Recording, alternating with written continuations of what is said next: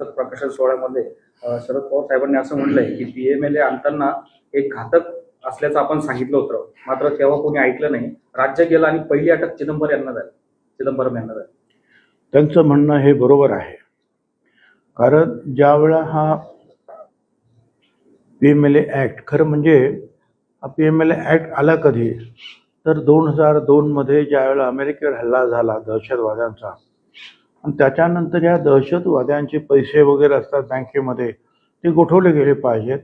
त्यांना लवकर जामीन मिळता कामा नये, त्यांना सक्त जे आहे कारवाई त्यांच्यावर कडक झाली पाहिजे. म्हणून मग संपूर्ण जगामध्ये या संदर्भामध्ये वेगवेगळे कायदे करण्यात आले. असा कायदा आपला 2002ला आपला सुद्धा करण्यात आला.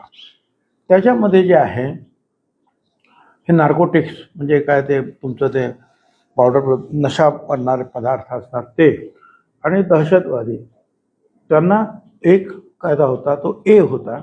आणि जे असे भ्रष्टाचारी किंवा काही इतर जे काही खरे खोटे चांगले वाईट काय जे काही दुसरे काही आरोप होते त्यांच्यासाठी होता बी.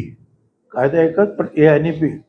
ए मध्ये तुम्हाला जामीन मिळतच नाही अशी परिस्थिती होती. बी मध्ये जामीन मिळत होता नेहमीप्रमाणे. किंवा तुम्ही जास्त भ्रष्टाचार झाला तर काय महिना 15 दिवसांनी जामीन मिळतो आणि केस चालते, आणि खरं असेल तर खरं, खोटं असेल तर खोटं होतं.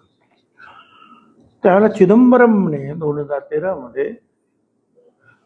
ही अमेंडमेंट त्या कायद्याला आणली, आणि त्यामुळे ते ए आणि बी एकच झाले. मग ए मध्ये जसं तुम्हाला जामीन नाही तसं बी मध्ये सुद्धा आता जामीन नाही. त्यावेळेला BJPचे जे नेते होते, जेटली साहेब, ते मोठे वकील होते, त्यांनी सुद्धा सांगितलं चिदंबरमना, अरे हे तुम्ही करू नका, हे फार वाईट आहे, हे इट्स ड्रॅकोनियन ॲक्ट. पवार साहेबांनी पण सांगितलं त्यांना समजून, म्हणजे चिदंबरम ऐकलेच नाहीत आणि त्यांनी ते केलं. आणि त्याचा खरं म्हणजे त्याचा पहिला फटका तर म्हणजे मलाच बसला. आणि 2.5 वर्ष माझी गेली तिकडे तुरुंगामध्ये. आणि नंतर आपण पाहिलं की आता एक एक केसमध्ये जे आहे काही नाही म्हणून सुटतोय आपण.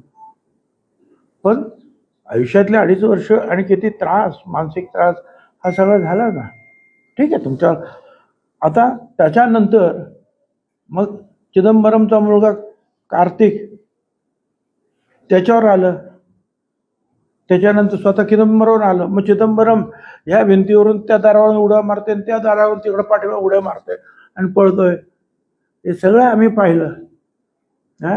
मी स्वतःला असंच काही जणू काय आता आपण करतो फार योग्य नाही, आता आपणच राहणार आहोत इथे. अरे तुम्ही जे करता ना, मोठे तुम्ही वकील स्वतःला समजता, तर भविष्यामध्ये त्याचा उपयोग किती, दुरुपयोग किती, याचा विचार करूनच कायदे करायला पाहिजे. त्यावेळेला डोळ्यावर त्यांच्या वेगळीच झाक आली होती, आणि त्याचा भोग त्यांना भोगावा लागला, आणि त्याच्यानंतर अनेकांना तो भोगावा लागला. आता त्याच्यामध्ये BJPचा दोष नाही. BJPने तर सांगितलं ते तुम्ही करू नका म्हणून, आणि जेटली साहेब BJPचे होते. मला ही पूर्ण माहिती जी आहे ती अशी आहे.